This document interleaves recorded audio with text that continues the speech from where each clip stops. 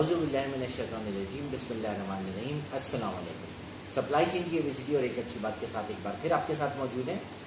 आज मैं जिस टॉपिक पे बात करूंगा वो है factors that impact on forecasting, यानी वो फैक्टर्स जो कि फोरकास्ट पर असरअंदाज होते हैं और उसकी वजह से फोरकास्ट कम या ज़्यादा होती है। तो बात करते हैं factors that impact on forecasting. हम इन फैक्टर्स को दो टाइप्स में या दो कैटेगरीज में क्लासीफाई कर देते हैं या कर सकते हैं। वो दो कैटेगरीज या जो टाइप्स हैं वो क्या हैं? वो दो कैटेगरीज या टाइप्स हैं intrinsic and extrinsic factors, means internal factors and external factors. आज हम बात करेंगे सबसे पहले एक्सट्रिंसिक और एक्सटर्नल फैक्टर्स पे, यानी वो फैक्टर्स जो कि किसी ऑर्गेनाइजेशन के बाहर से यानी outside the organisation which actually impact on the forecast और the demand of a product, but these factors are mostly beyond the control of the organization, so those factors are considered as the external factors।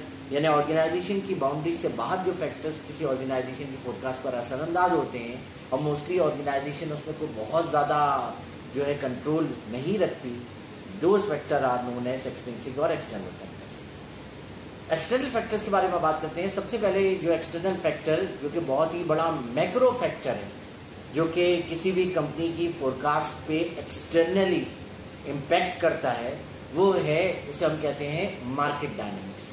अब market dynamics is a very very broad word. Market dynamics का ये मतलब है कि overall economic situation कैसी है उस market की, उस मार्केट में चेंज कितना जल्दी आता है, फैशन और ट्रेंड्स कितना जल्दी चेंज होते हैं, टेक्नोलॉजी पेनिट्रेशन और टेक्नोलॉजिकल एडॉप्टेशन का रेट क्या है, और इसके अलावा उस कंट्री की या उस मार्केट की ओवरऑल इकोनॉमिक सिचुएशन में इन्फ्लेशन हो रही है या डिफ्लेशन हो रही है, ये सारी की सारी चीज़ें आ जाती हैं। इसको डिस्कस करते हैं थोड़ा सा।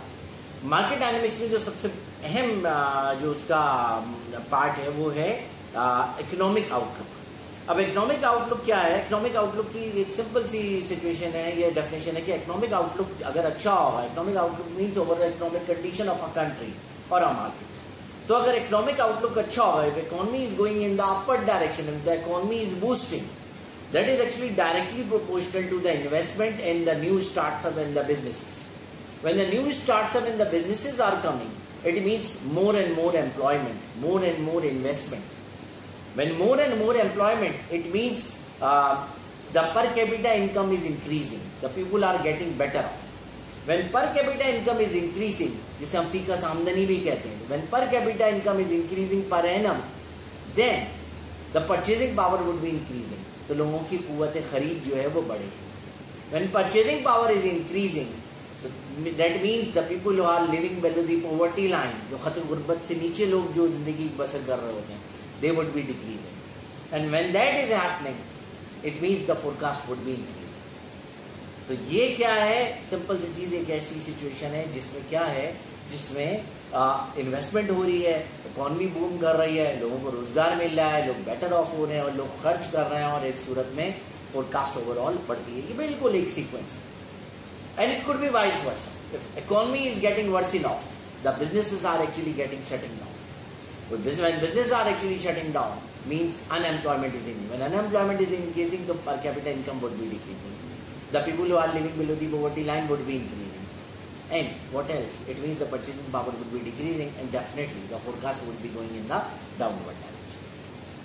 Similarly, जब इन्फ्लेशन बढ़ती है, जब इफरात ज़र बढ़ती है, तो क्या होगा कि उस वक्त भी लोगों की परचेजिंग पावर पे इम्पैक्ट आएगा, महंगाई नहीं निकलेगी, तो फोरकास्ट क्या होगी? डिक्रीज। इसी तरह करेंसी डिवैल्यूएशन का इम्पैक्ट आता है। ये चीज़ें महंगी हो जाती हैं और क्योंकि सैलरी या आपकी इनकम उतनी ही रहती है, तो क्या है, उससे भी लोग चीज़ों की फोरकास्ट पे असर पड़ता है और लोग क्या करते हैं, सूरत में डाउन ट्रेडिंग करते हैं। डाउन ट्रेडिंग से मुराद कि जो एक महंगी ब्रांड या महंगी चीज़ खरीदते हैं वो क्या है, उसी कैटेगरी कोई सस्ती चीज़ या सस्ती ब्रांड खरीदते। लेट से अगर वो कोई परफ्यूम खरीदता तो वो लेट से 2000 वाला परफ्यूम खरीदता तो वो अब 1000 वाला परफ्यूम खरीदेगा। अगर कोई डिटर्जेंट टॉप टियर का खरीदता तो मिड टियर या लोअर टियर का खरीदेगा। कोई साबुन टॉप टियर का खरीदता तो वो मिड टियर या लोअर टियर का खरीदेगा। That is actually known as down trading. तो ये है इकोनॉमिक आउटलुक।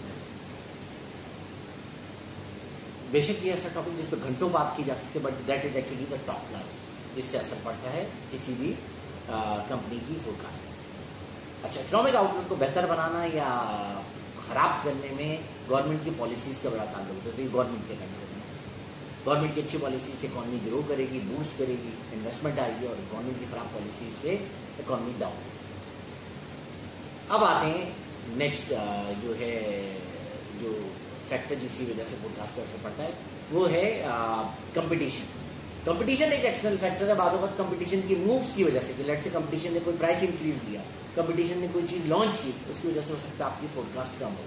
सिमिलरली बाद वक्त कंपटीशन के प्राइस इंक्रीज लेने की वजह से या किसी प्रोडक्ट के फेल होने की वजह से कि लोगों को उसकी चीज़ पसंद नहीं आई, आपकी फोरकास्ट बढ़ सकती है। That is actually an external factor. उसके बाद आते हैं नेक्स्ट फैक्टर की तरफ, that is actually what, that is actually the catastrophe. Catastrophe को फोर्स मैज्योर या नेचुरल डिजास्टर भी कह सकते हैं। जैसे आजकल की सिचुएशन है, कोरोना, कोविड-19 क्या है, फोर्स मैज्योर या कैटास्ट्रॉफी, एक ऐसी सिचुएशन है जिसमें क्या है, beyond the control of the human beings, floods, earthquakes, tsunami, cyclones, ये सारी चीज़ें क्या, हरिकेन, और ये कोविड-19 या जैसे एपिडेमिक डिजीजेस कहते हैं, मुतादी अमराज कहते हैं, ये सारे के सारे क्या हैं, these come the domain of the catastrophe. और कैटास्ट्रॉफी की वजह से भी क्या होता है, बाद में कुछ चीज़ों की डिमांड बढ़ती है, कुछ चीज़ों की डिमांड कम होती है। जैसे आप देखिए मास्क, सैनिटाइजर, मेडिसिन, इन सारी चीज़ों की डिमांड बढ़ती है।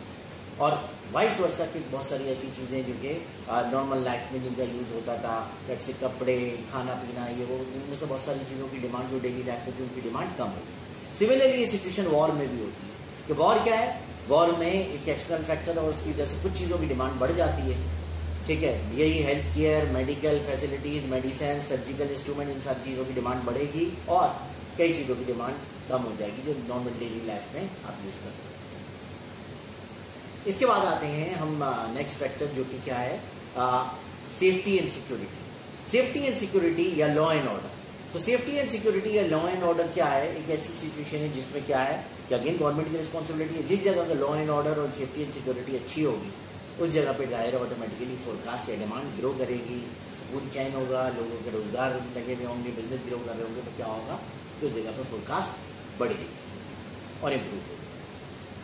तो सेफ्टी एंड सिक्योरिटी या लॉ एंड ऑर्डर एक इम्पॉर्टेंट फैक्टर है किसी भी जगह पे फोरकास्ट बढ़ने या कम होने, वन ऑफ द फैक्टर।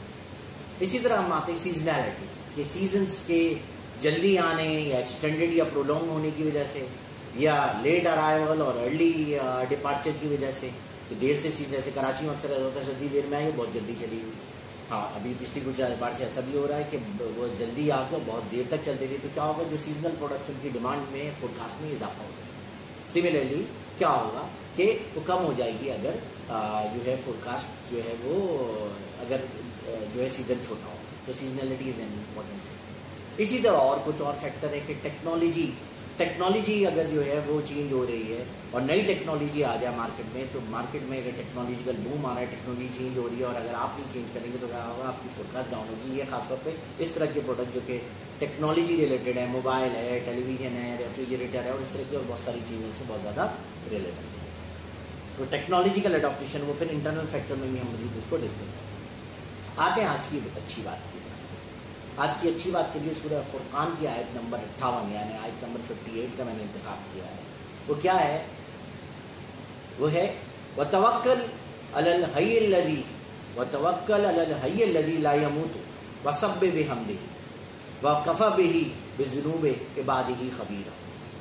इसका तर्जुमा है, और उसी हमेशा जिंदा रहने वाले अल्लाह ताला पर भरोसा करो जिसको कभी मौत नहीं आएगी, और उसी की तारीफ़ के साथ तस्बीह करते रहो, और वो अपने बंदों की गुनाहों की खबर रखने के लिए काफ़ी है।